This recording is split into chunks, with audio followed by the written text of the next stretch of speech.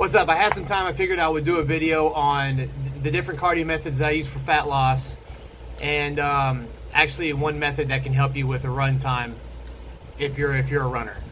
Now, first off, excuse my background. I ordered this thing, I used it once, and I folded it up, and then I brought it back out, and it's been fucking wrinkled ever since, so it looks like shit, but it's better than what's behind there.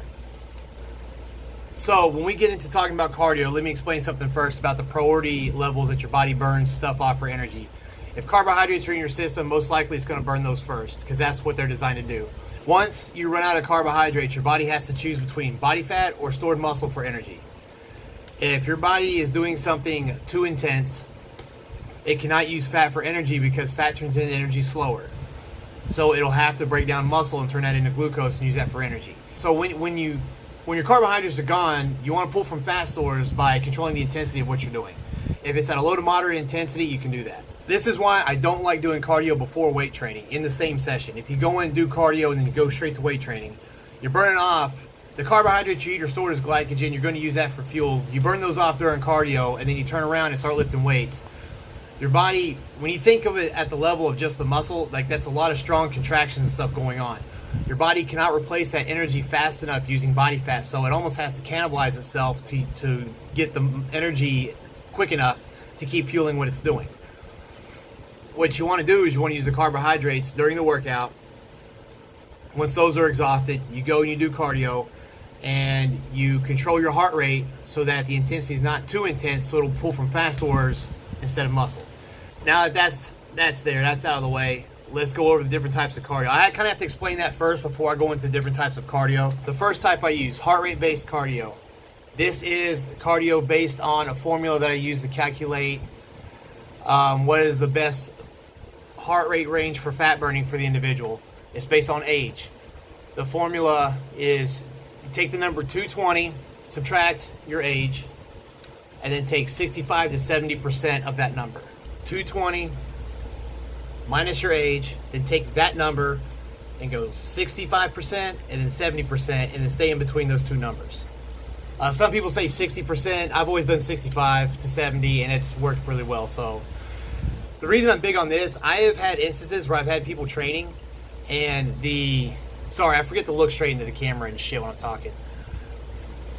They will be doing everything right and won't lose any weight, and I start talking about their heart rate for cardio, and they're not wearing a heart rate monitor, and that's the only thing we change, and next thing you know, the body fat starts coming off. So I know for a fact that formula works. Usually you can get away hitting this heart rate range with a stair mill, walking on an incline. If you're just starting into working out, you can probably walk outside and hit this. After your workout, your heart rate's already elevated, so it's easier just to maintain that heart rate range on the treadmill walking afterwards. That's all you have to do. You'll still increase your cardiovascular shape a little bit, because I notice when I do that type of cardio, I feel like I'm in better shape. So it is beneficial for more than just fat burning.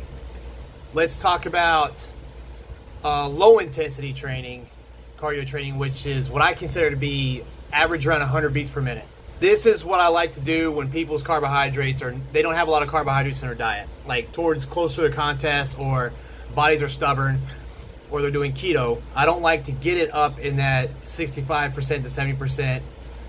I don't like to get them up with heart rate based cardio, because sometimes that could be even a little bit of intense, especially if they're having a hard time hitting that heart rate and they have to push really hard. Because as you get in better shape, it gets harder to hit those numbers. I myself have been experimenting with this here recently, where I'll do heart rate based in the morning, because I'm eating carbs right after with breakfast, so I can risk it. But in the evening when my carbs are gone, I'll just get on a treadmill and I'll walk at 100 beats per minute for about 40 minutes. And adding that has actually sped up my results. So I know that also works, but I think it works only under certain conditions. If I was eating carbs all throughout the day, I don't think 100 beats per minute would probably speed up the metabolism a little bit, but I don't think it would be that beneficial to burning body fat. But if your carbs are gone, or you haven't had carbs in a while, and you do that and get the metabolism kicked back up while you're not having any carbs, then your body will be forced to pull from fat stores, because metabolism is a little bit higher than normal, and that should help out. So the 100 beats per minute, I've noticed it keeps me a little bit hungrier in the evenings, and it helps me burn off a little bit more fat. So I do know that works. But like I said, only under certain conditions. If I eat carbs all throughout the day, I'm not gonna expect much from it. Interval training is another one that works really well, but you have to have some carbs in the diet because you want your recovery, because it's going to tax you a little bit. For people that are runners or people who are in the military that have to do PT tests and stuff and want to keep their run time down, the interval training is the way to go. There's a couple different types I like to use.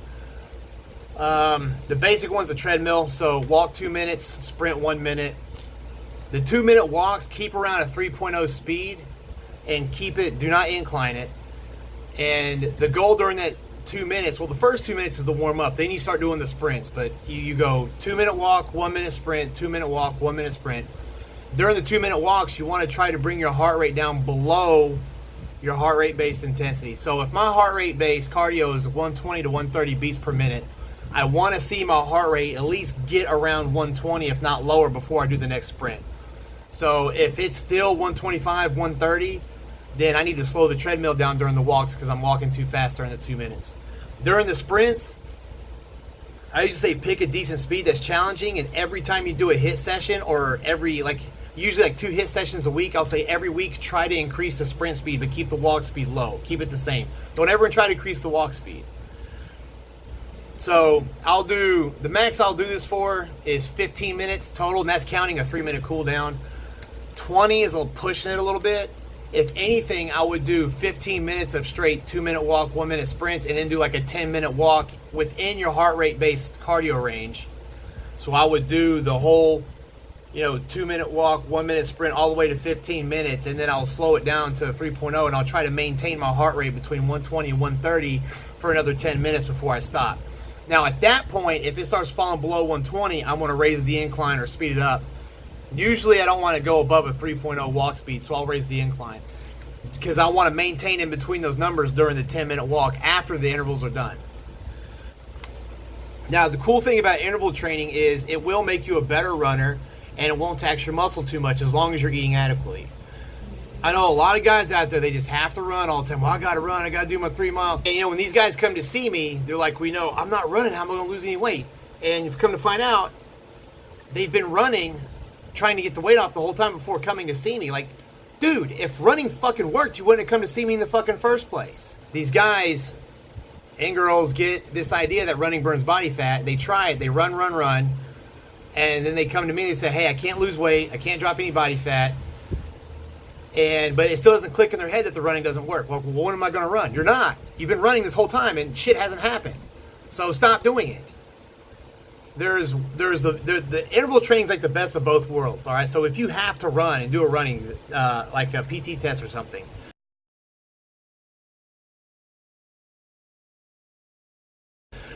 the interval training makes you faster over an entire run. The way it was explained to me when it was taught to me was that during the 2 minute walk, your brain still thinks you're sprinting because your heart rate's still up there. It takes it a while to come down, but when it comes down, you're already sprinting back again. So by the time your brain's like, oh man, I'm slowing down, you're cranking it back up. But your heart rate doesn't stay up there long enough to burn muscle. So you're given the impression that you're sprinting the whole time, but you're not taxing the muscle long enough to actually burn the muscle. So you're getting everything.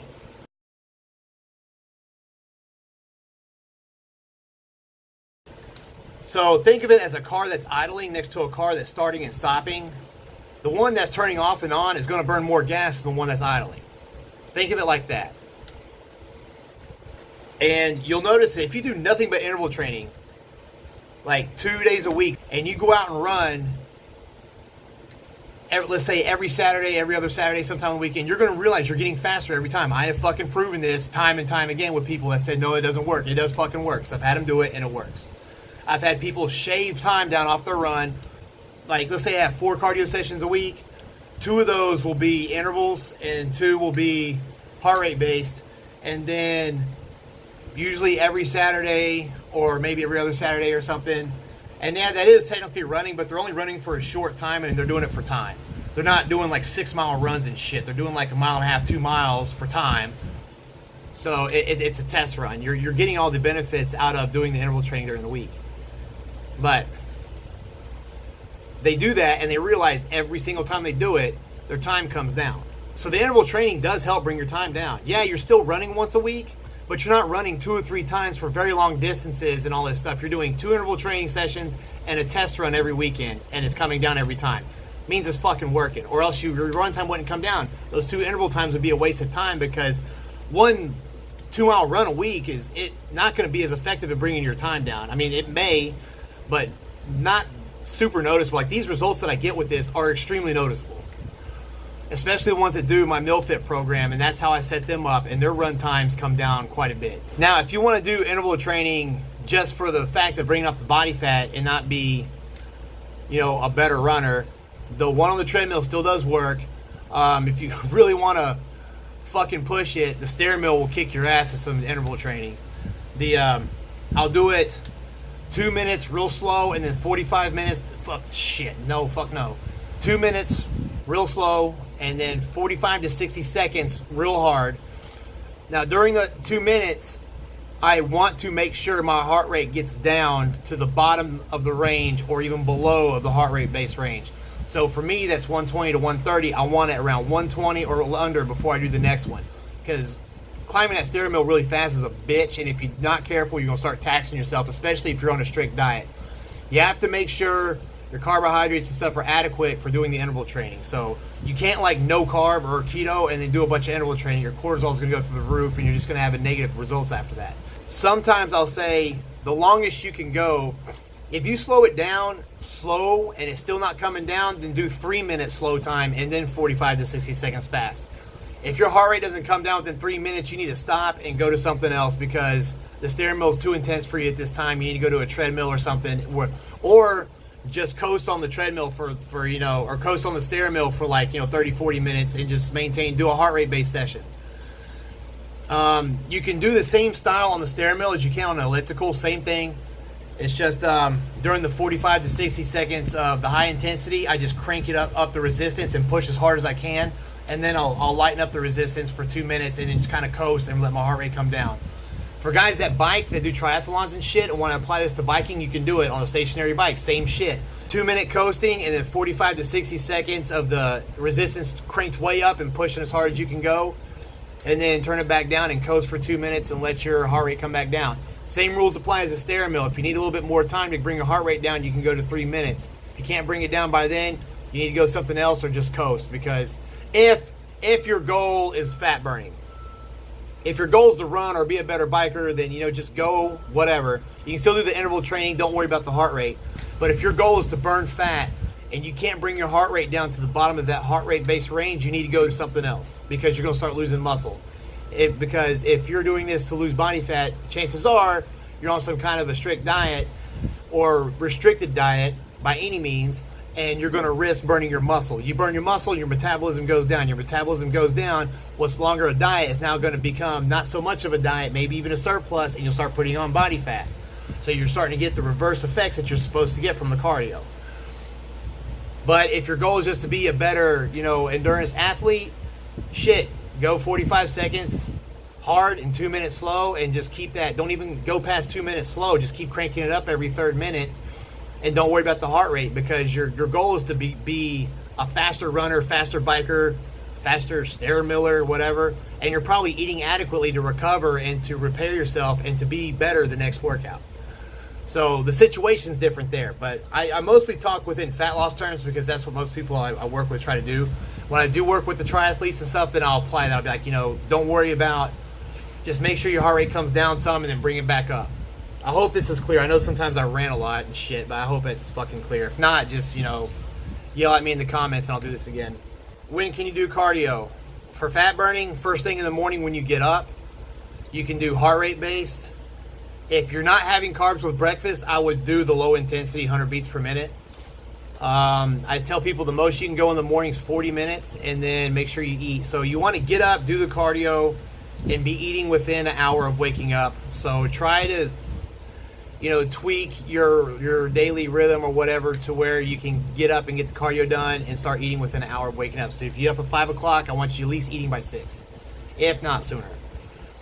Post-workout, when you work out, you're burning off your carbs. Now your fuel's exhausted, so you can pull from fast storage. You get on the treadmill and you just coast and ride that heart rate based cardio.